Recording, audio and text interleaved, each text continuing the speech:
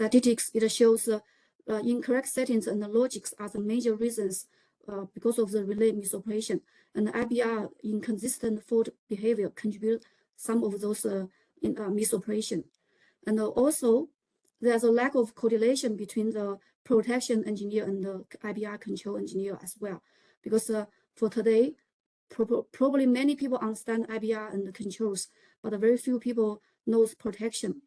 So there's a need to have this tool to correlate, to set the IBR correctly for relay to make the correct decision.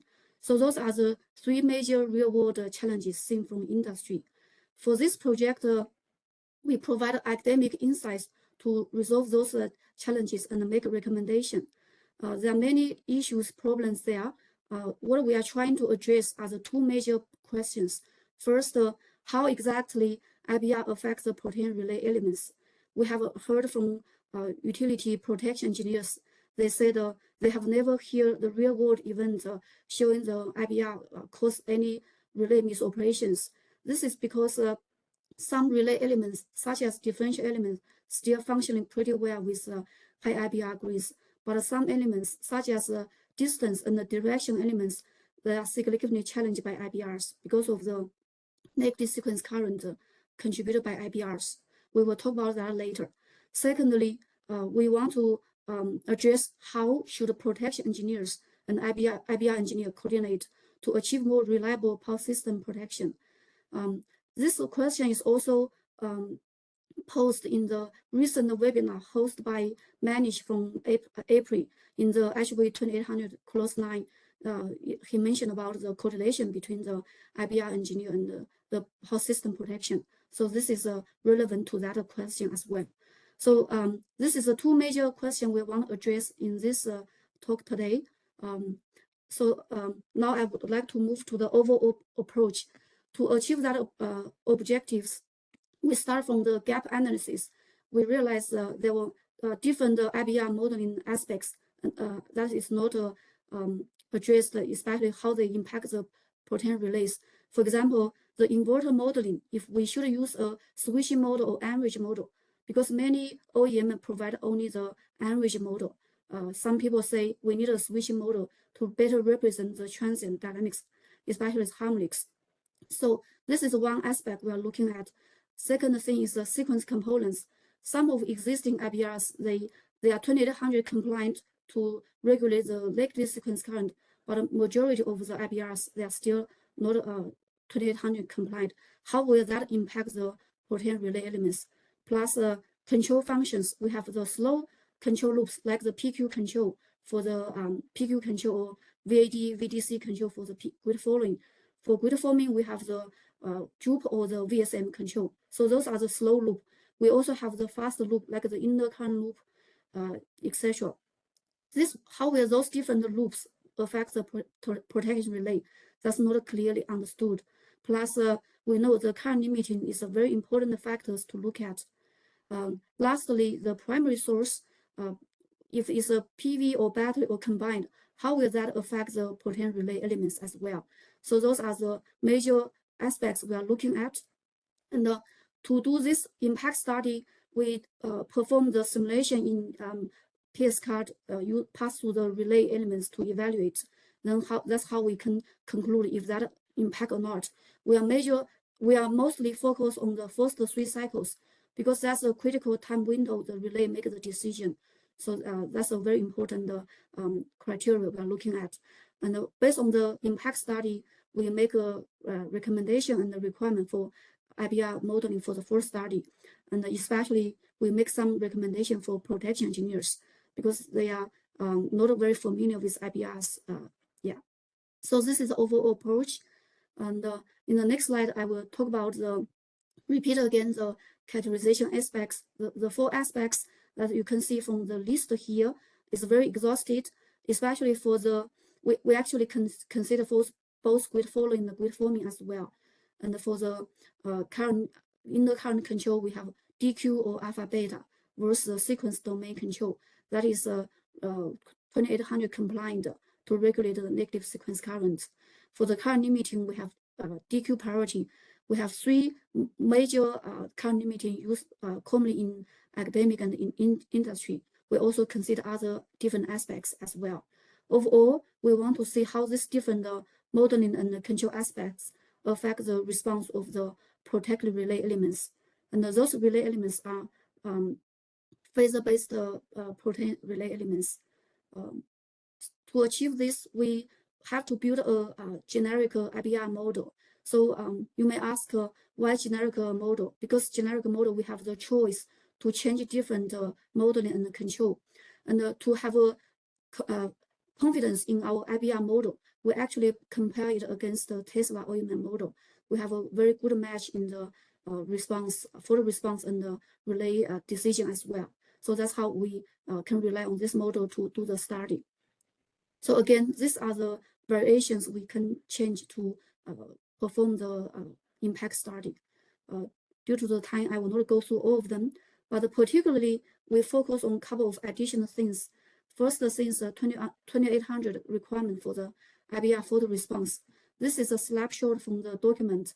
It says under unbalanced fault, the inverter should contribute a negative sequence current 90 to 100 degrees need the negative sequence voltage. So this is one requirement. The second requirement is the time, because the relay need to make the decision very fast. So the IBR should settle down fast as well. So IBR should settle down within 4 cycles after the fault. So this is a very strict requirement for IBR. So this is a 2800. To achieve that, we put an example of how we implement the negative sequence control for grid following. So this is the example we have implemented. This is a key factor that can make the negative sequence current proportional to the negative sequence voltage. One thing to mention is it is very straightforward to tune the current control of the positive and negative sequence control to reach that 4 cycle settling time, because grid following, the objective is to regulate the current. But for grid forming, because grid forming, the primary job is to regulate the frequency and the voltage via grid forming source. The current is indirectly controlled. So it took a lot of effort to tune the control parameters of the grid forming to reach this 4 cycle settling time. So this is what we find out. And to show you some more details, we put some examples here. For our generic model, our grid following and the grid forming both are 2800 in terms of I2 need to V2 90 degrees and the settling time, as you can see here.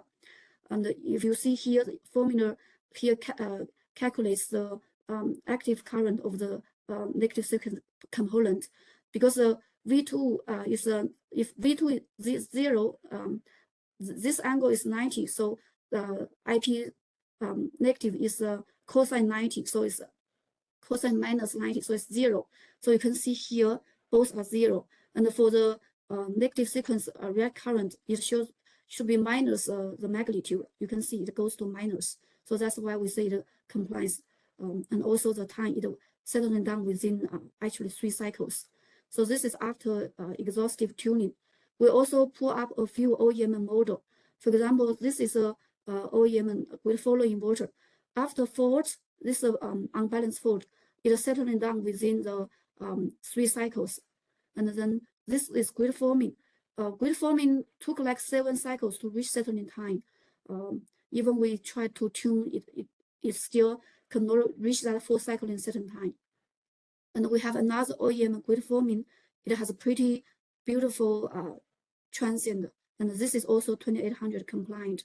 We have another grid following OEM model. It does not contribute to the 2800 compliant negative sequence current. So my question is, how so many different IBRs negative sequence current response affect the protein relay elements? So this is what we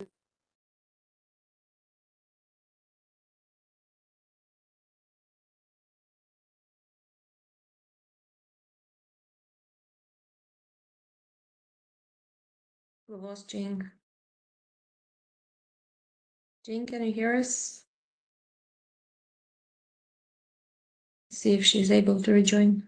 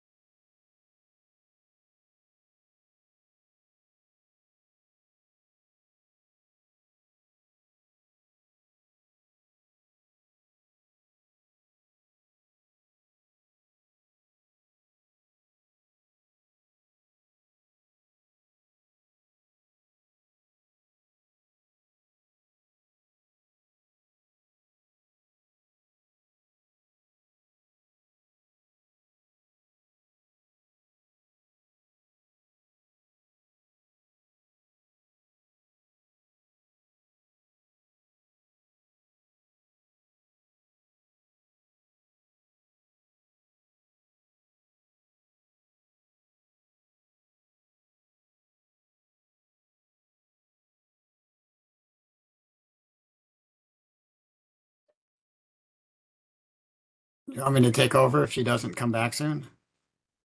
Yes, probably. I think she disappeared now, so hopefully she'll be able to rejoin because until now she was showing online. Maybe let's give it one more minute and then take over. Brian, do you have her slides? I have the slides, but the next one was one that she really wanted to present. Mhm.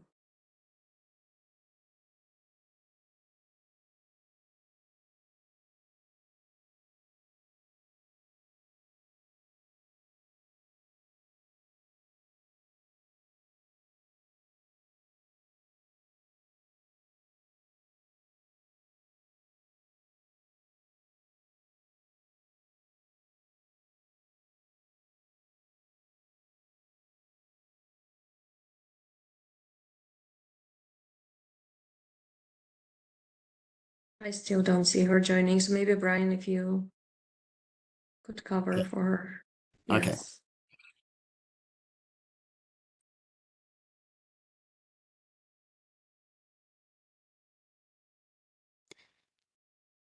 Okay, so picking up where Jing dropped off, one of the things that we looked at was some different implementations for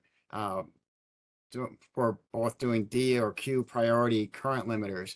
So we looked at several different approaches. These were part of the modeling that was developed by some of the engineers from NREL that were part of the project. So we looked at an instantaneous current-based limiter that would still be a saturation-based limiter. So this one has a little bit of an overcurrent and then it settles down to a current. And then a magnitude-based limiter that basically is looking at a limit cycle for saying what the currents can be. Again, these are allowing unbalanced currents. So we see that we have this gives us the IEEE 2800. And then we also looked at a latching-based current limiter and also for doing the D and Q priority. And we examined how those affected the relay response a little bit. We also looked at some cases with current blocking, which is also often referred to as momentary cessation. IEEE 2800 is trying to get away from the term of momentary cessation. So we were looking at some different levels of so for 2800, we have this wide range where they basically have mandatory operations. So we're not supposed to go into momentary cessation. And then we looked at some cases where it's permissive for very low voltages. So we looked at some cases with that as well. And then we also had some event data that Jing was able to get from Pacific Gas and Electric. And so this is an example of a case where the IBR went into momentary cessation following a fault.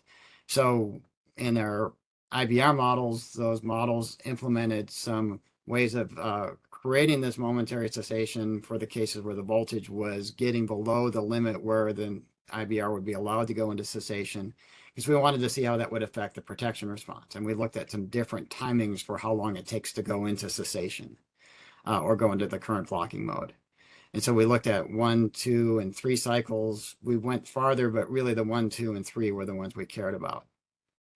So as part of this project, we developed protective relay element models for doing the evaluation. So we were working with the partner utility that we're working with, gave us the settings for their relays for a specific line, and we use this for the test case. So a lot of the results that I'll be showing, or that we will be showing as we go through this presentation, are based on this system. And the IBR is connected at this bus, and this is a bus where they actually have an IBR in their system, and then this is looking into the rest of their system. And so some of the cases were done with a fairly stiff system here, but most of them were done with the system based on their system. We actually used an event condition for a case where they had a fault on this line, and we were able to estimate the source impedance and the positive and negative and zero sequence from the event data, and we use that for some of our cases for a weaker grid case. And this system has some other cases where it can be even weaker still, which we're going to look at some in future projects. So on this system, we have this end is a fairly stiff end, this end is the IBR end, and then we have commercial relays at both ends of the line. And so we built models of this relay, of the elements that are active in the utility partners system. So we went through published papers, we went through some of the information that's provided in the user's manuals. We even looked a little bit at some of their patents to understand how they implemented these elements, and then we imitated that to the best that we could. We also compared this against some experiments in the lab with putting the same event files into the relays. And so this is a phaser-based protective relay. This one is a time domain relay, and we did model aspects of this one too. They're not presented in this presentation. They're being used for later in this project. And so these relays have communication channels between them, but they also have a backup mode without communication. And so that's the one that we ended up emphasizing more because those are the elements that have the most problems with IBRs. And so we built models for things like the different options for directional supervision in the relay. We did different distance elements. So when you see the numbers here, these are relating to the ANSI IEEE numbers that indicate directional element. G represents ground, Q is negative sequence. This would be a voltage-based one. And then these are the same for these. We have a MO element. We did phase and ground MO elements. We did a quadrilateral element. We also looked at the differential elements using the same ones that are active in the relay. We also put in all of the supervisory logic that supervises the tripping elements that make the trip decisions. We did phasor estimation. We took samples of the voltage and current. We ran it through digital filters that were implemented very similar to what we would see in the commercial relay. And then we also put in an anti-aliasing filter as well. So basically we're matching the same sorts of responses. We're doing phasor estimation, symmetrical components. And so we're looking at all of these and we're combining them in the same way that they would be combined for supervising the protection decisions. So this is just a quick summary of the elements that we were, the major protection elements and major directional elements we looked at. So it's basically differential elements, distance elements, and directional supervision. And then we also have some things that they have criteria that will activate or deactivate them. So we also included that. And as I said a few minutes ago, we validated this against physical relays in the lab. We also tested our models with some event data from the field that were provided by the utility partners as well. So this just gives a quick overview of how the relay elements fit together.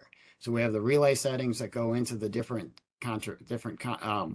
computation elements, but we're going to take our voltage and current. We're going to go through the digital filtering stage.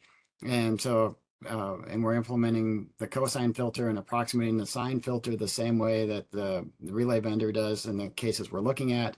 We did symmetrical components.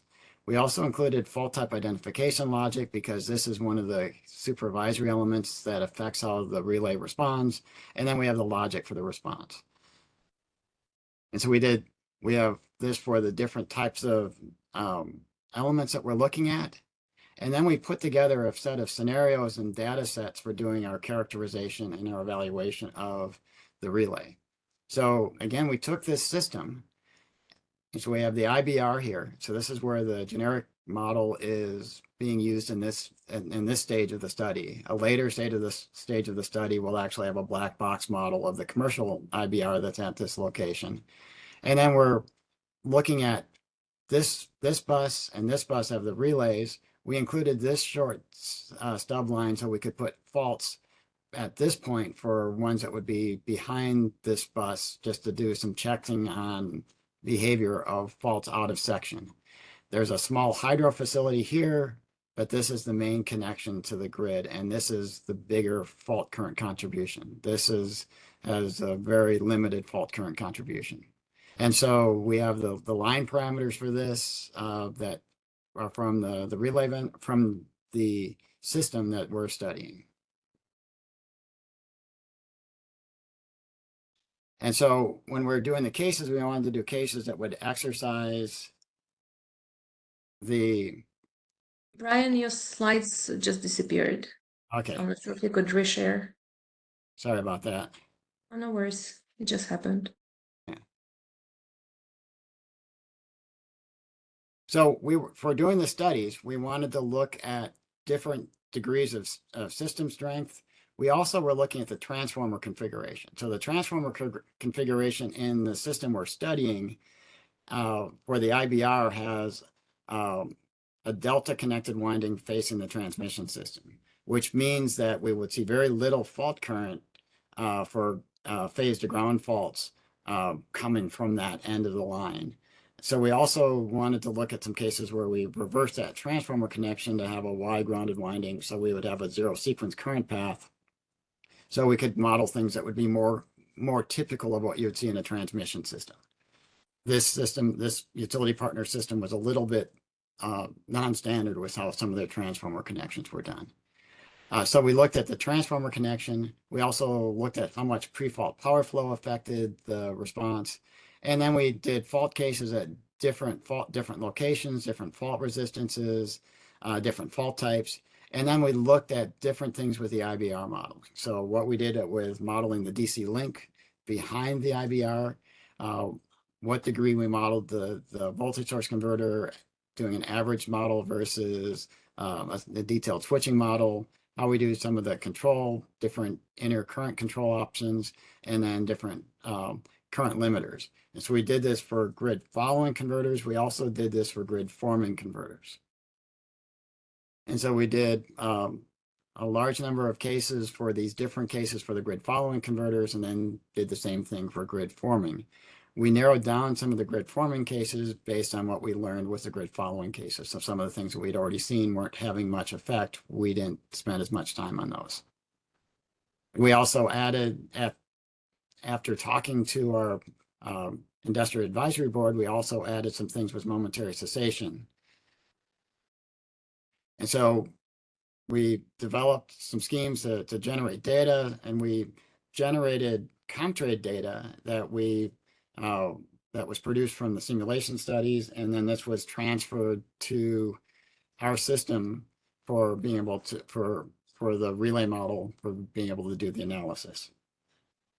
So I see Jing has rejoined the call, and I think it looks like just from a text message I got from her, I'll keep presenting, but she may interject here and there if there's things I miss.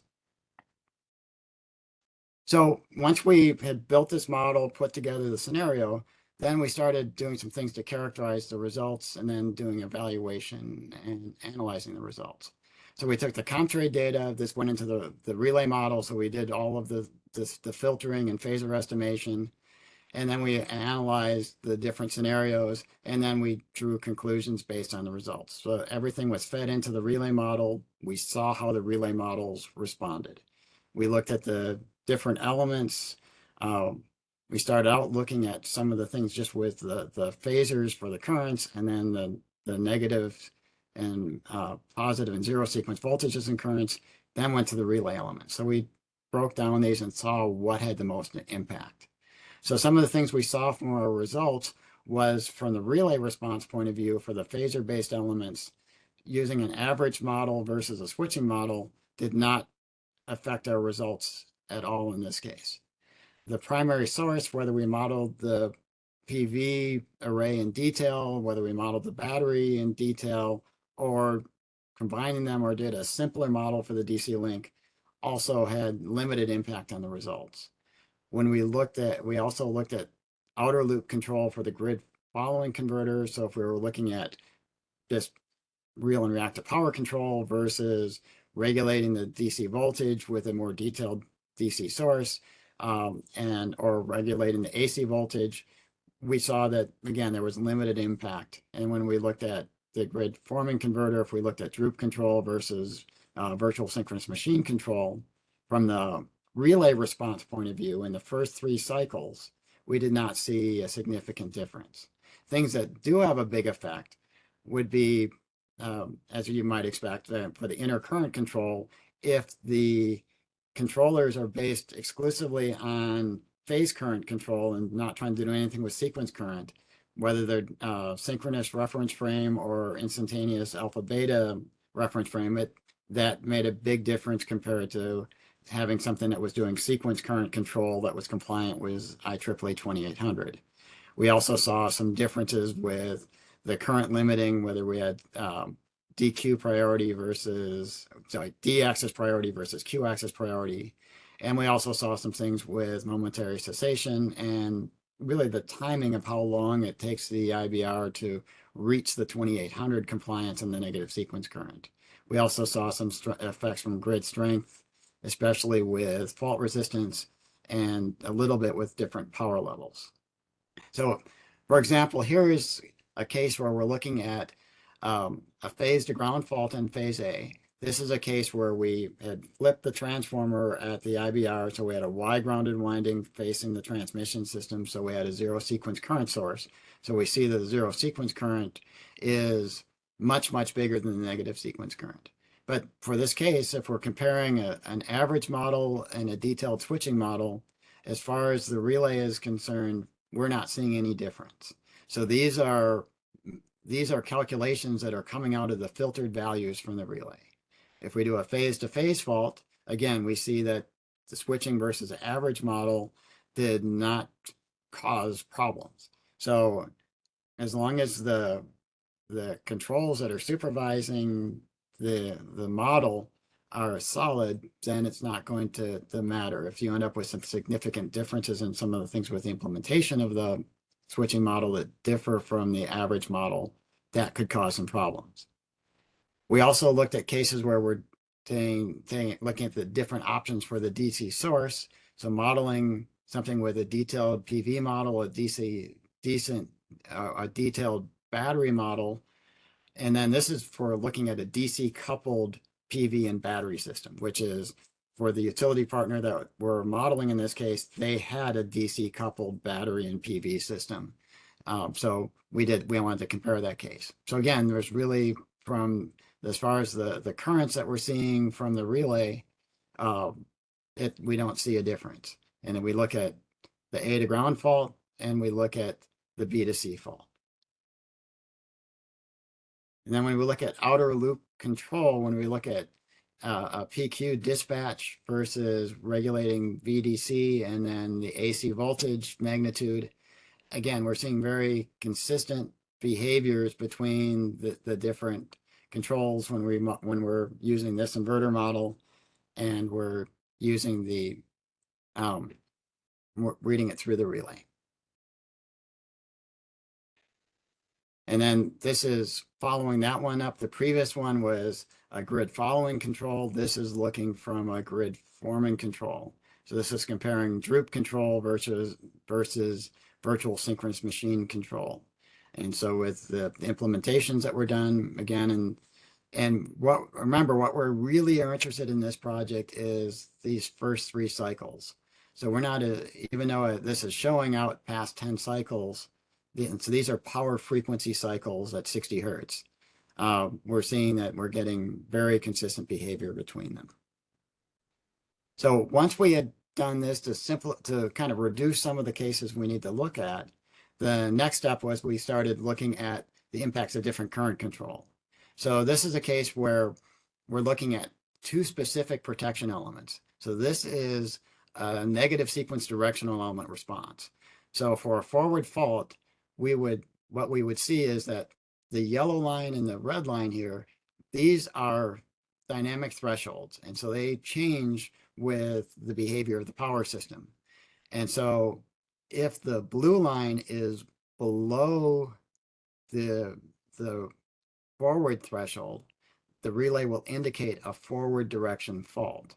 In this case, we were seeing that we was doing phase current control in the synchronous reference frame or in the instantaneous alpha beta reference frame. We are getting a very incorrect directional response. This is what we should be seeing when the fault occurs. And we see that there's a little bit of an oscillation, but then it settles in fairly quickly to give a consistent directional implementation. And then we also looked at a quadrilateral based distance element. So this would be a zone 2, this zone 1 response, this is a zone 2 response. And these are based on the settings that are used by the utility partner. And these are instantaneous calculations going sample by sample as the relay processes. And so we see that the measurements are bouncing around a lot. And so this one is it does eventually converge to a good decision, but it is having some trouble. And the same thing with this one. When we have the sequence control, we get a little bit more consistent behavior and we're not bouncing in and out of the zone quite as much.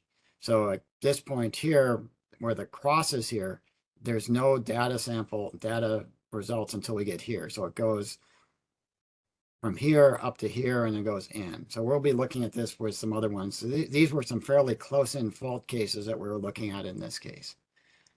But we have them for a much wider variety of cases.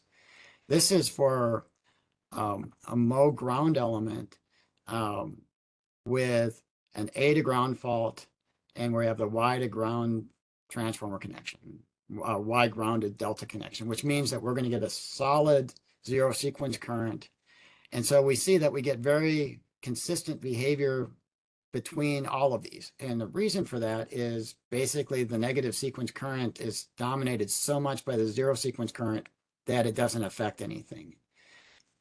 So we could have some issues where supervisor elements come into play. So for example, this is still supervised by the negative sequence directional element. So if the negative sequence directional element for these two was saying that was a reverse fault, that would actually block these from giving a trip decision if that element was enabled. So we still have to be careful with some of the things, but we're seeing that the individual element itself is giving a correct calculation of the impedance. We also looked at some cases, and again, this was coming from some results we saw from our industrial advisory board, that some IBRs that were IEEE 2800 compliant had much slower response versus faster response of the current regulators. So some were taking that entire 4 cycles to reach steady state that was allowed by the standard, and some were able to go much faster. So we did some comparisons. So here, when we look at the plus, so it's positive sequence, this is negative sequence. And so when you can think of P as also being aligned with the direct axis, Q is assigned, reactive power is assigned with the Q axis. And so we see the response of the fault, and we see that in this initial transient that lasts. So if we want to think about where 3 cycles would fit, this would be 3 60 hertz cycles from the initiation of the fault. So this is giving an idea of that it's moving around a lot during those first 3 cycles. So the negative sequence elements are more likely to be a little bit confused. This is with a faster response, and we see that things settle in much more quickly. This is looking at how that affects the response of a quadrilateral distance element.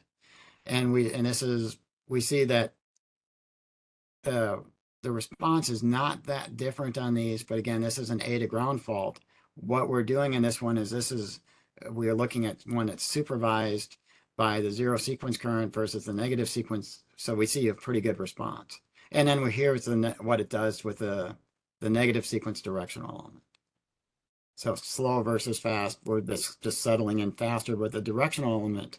Once it got to this point, it actually settled in to consistently staying in a forward direction.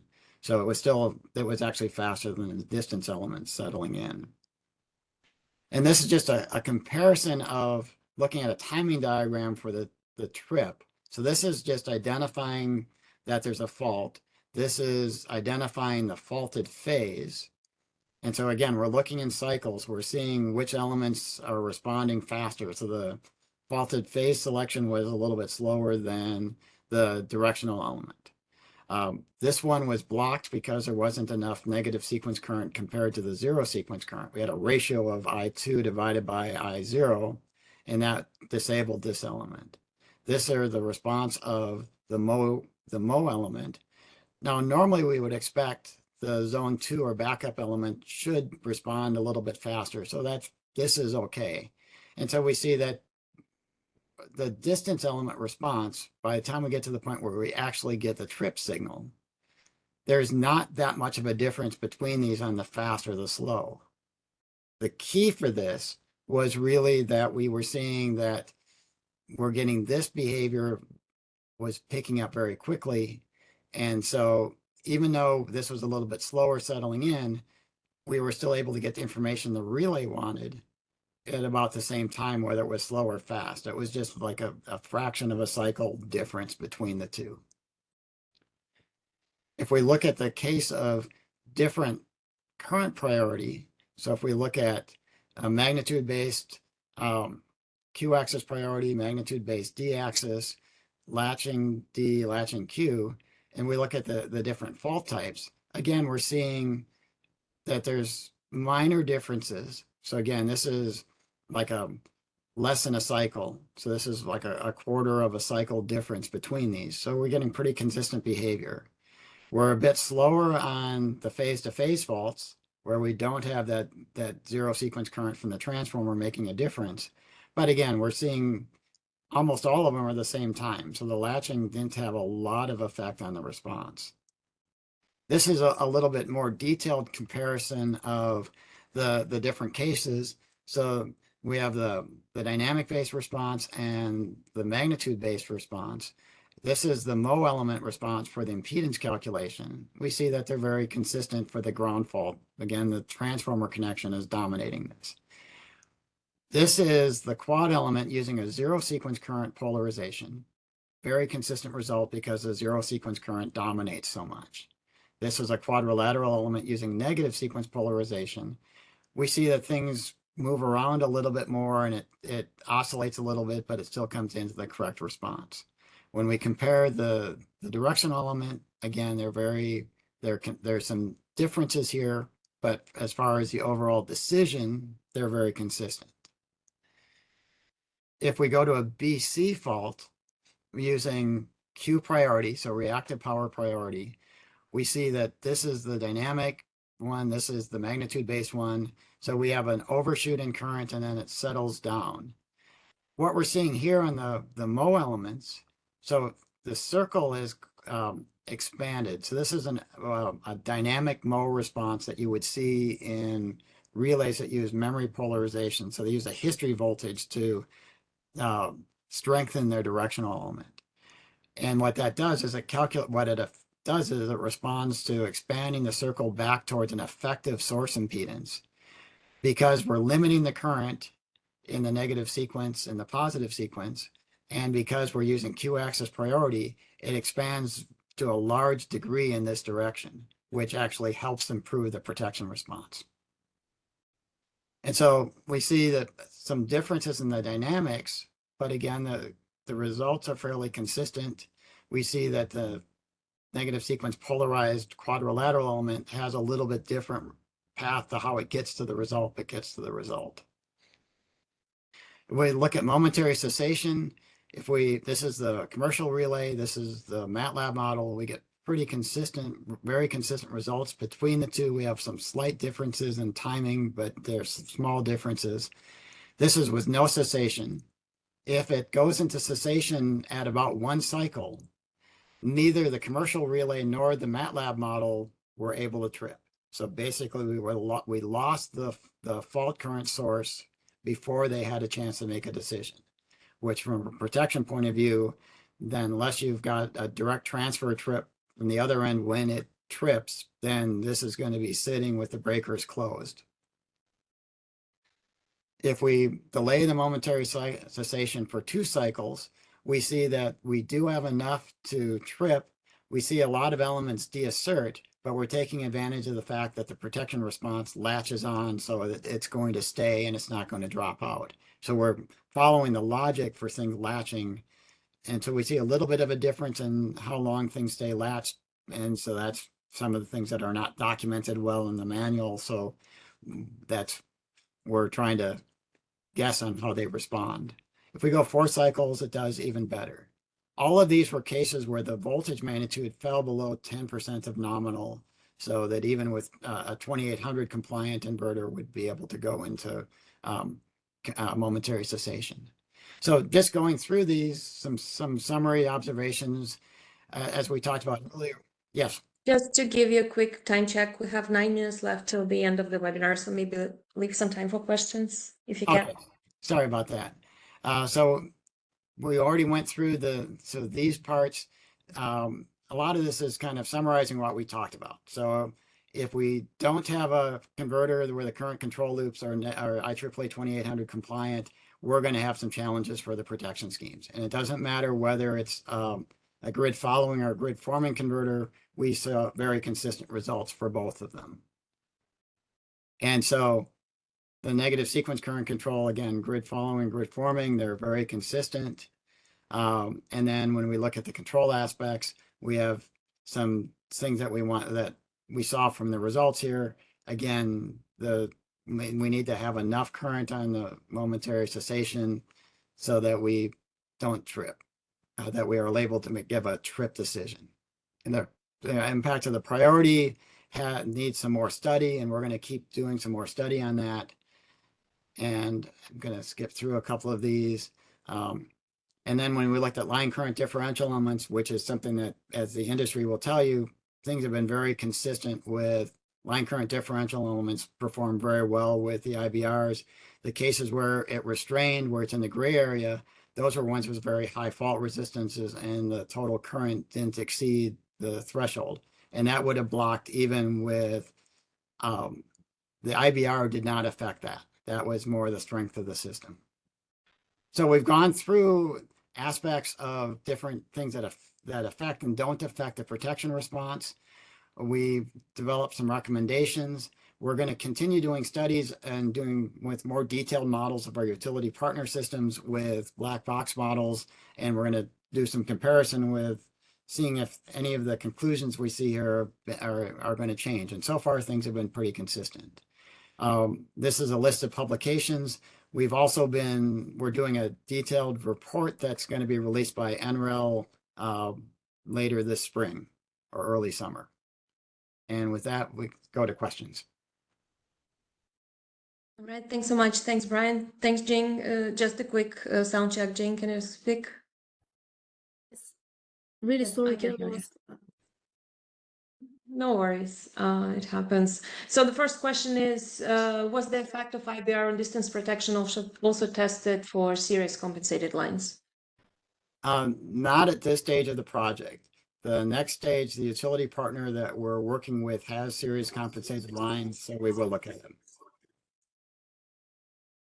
Thank you. How did you validate relay model in MATLAB, given that relay's code is proprietary and math logic implementation of protection functions can vary based on vendors? So we did not have access to any relay vendor's code. So we just tested it empirically by putting the same cases in the same ComTrade files. We fed them to the relay through amplifiers, or we fed them through the simulation, the MATLAB model, and we compared the results. Thank you. This question came pretty early, but I didn't catch what slide it was on. Maybe you can just generally speak about how strength of the grid kind of affects the results of your study. So if we don't have fault resistance, the strength of the grid really did not have much effect. When we started looking at the cases with fault resistance, if the grid was stiff, then the distance elements pretty much never saw the fault because the remote infeed had such a strong effect. Again, as I mentioned, we started out with, this question was asked before I talked about the strength of the grid.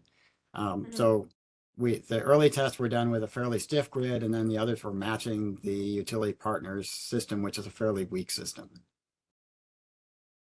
Good, And they don't thank have you. a specific number for SCR. Next question is, since Tesla is a battery manufacturer, is it safe to assume that bidirectional power flow was studied and it didn't affect the results of the study? we use a Tesla model as a benchmark model to validate our generic model to make sure our model is a good generic model for the research. Yeah.